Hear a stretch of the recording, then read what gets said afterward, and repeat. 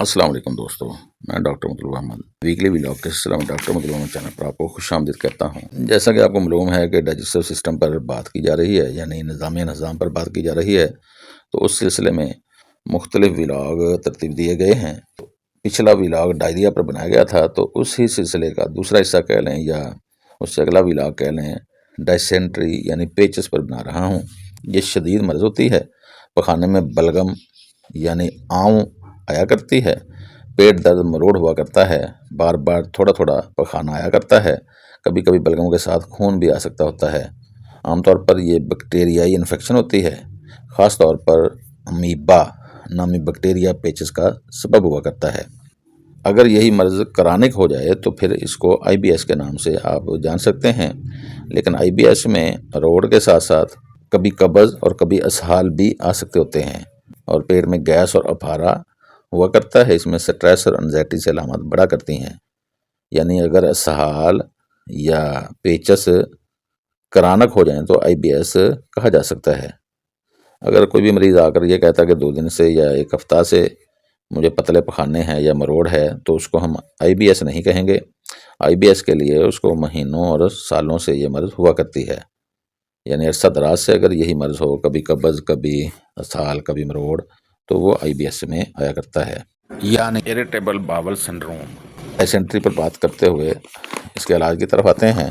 سب سے پہلے ایک ایسی لسٹ جو فرسٹ گریڈ میں ڈاکٹر کینٹ صاحب ریپرٹری میں ہے وہ بیان کرتا ہوں، تو اس کے بعد کچھ اور علامات کے ساتھ دوائیاں بتاؤں گا، جیسے کہ پیچس کی فرسٹ گریڈ کی ادویات: aconite, aloes, argentum nitricum, arnica, arsenicum, baptisia, cantharis, capsicum, cinchona بار، کرچی، کالچیکم، کولنسونیا، کیوپرارس، جیرون، ipecac, kali bichrome, eucalyptus, مرکار، nux vomica, magnesium carb, phosphorus, podophyllum, سٹاکس، سفلینم، سلفر، ٹنٹاسٹم۔ اس کا خاص سمٹم ہے کہ یہ آنتوں میں درد جو پخانہ آنے سے کم ہو جاتا ہے، کھانا کھانے کے فوراً بعد پخانے کی حاجت، خاص طور پر پیچس کے حوالے سے۔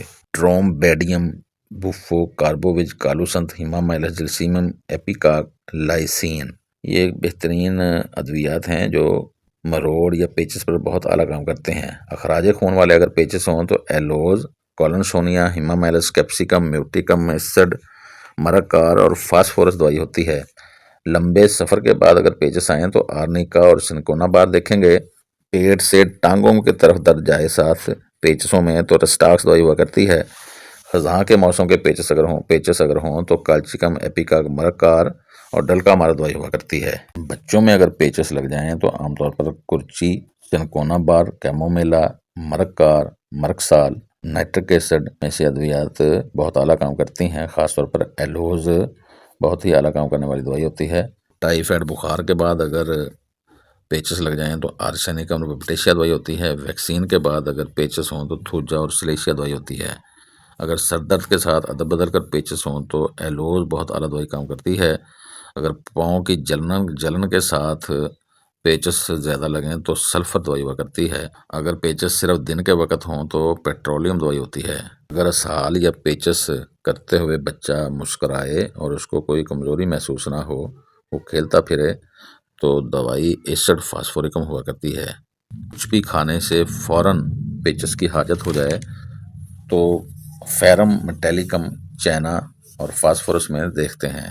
عام طور پر پیچسوں میں خون آیا کرتا ہے، تو اس کے لیے جیسے میں نے ابھی بتایا ہے کہ ایلوز، کولنسونیا، ہیمامائلس، کیپسیکم، میوٹیکم، ایسڈ، مرکار، فاسفورس دوائی ہوتی ہے۔ تو اس میں دیکھا جاتا ہے کہ اگر خون بلیکش ہے تو ہیمامائلس دوائی ہوا کرتی ہے جو بہت اعلیٰ کام کرتی ہے۔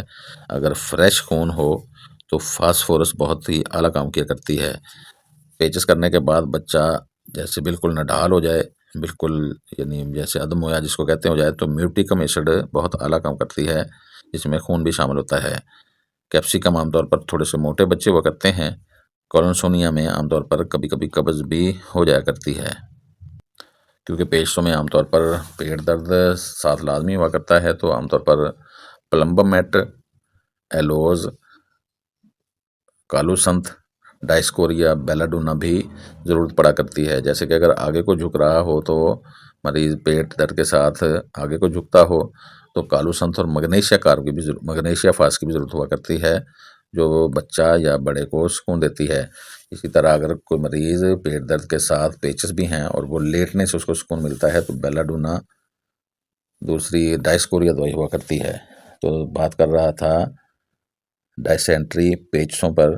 والسلام۔